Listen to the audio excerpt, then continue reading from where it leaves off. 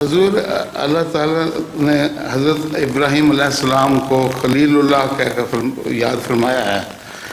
حضور ان کو قلب سلیم اور قلب منیب سے بھی کہا گیا ہے.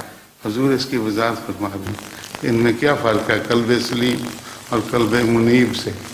قلب سلیم تو وہ ہے، سب سے پہلے تو خلیل اللہ جی وہ اللہ کے دوست تھے، اور ہر وہ شخص جو اللہ کا دوست نہیں تھا اس کے دشمن تھے، اور بہت بڑا لقب ہے اللہ کا خلیل ہونا.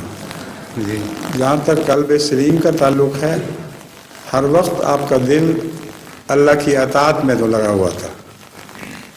سلیم محفوظ چیز، ہر شر سے محفوظ کو بھی کہتے ہیں، اور امن میں آئے ہوئے کو سلیم کہتے ہیں.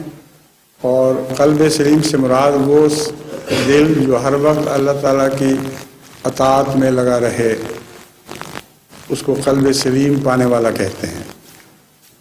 اور منیب کہتے ہیں اللہ ہی کی طرف جھکنے والا.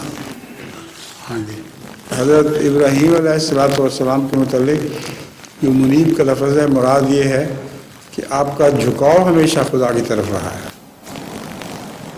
جب بھی آپ نے عاجزی اختیار کی، خدا کی طرف گرے، تو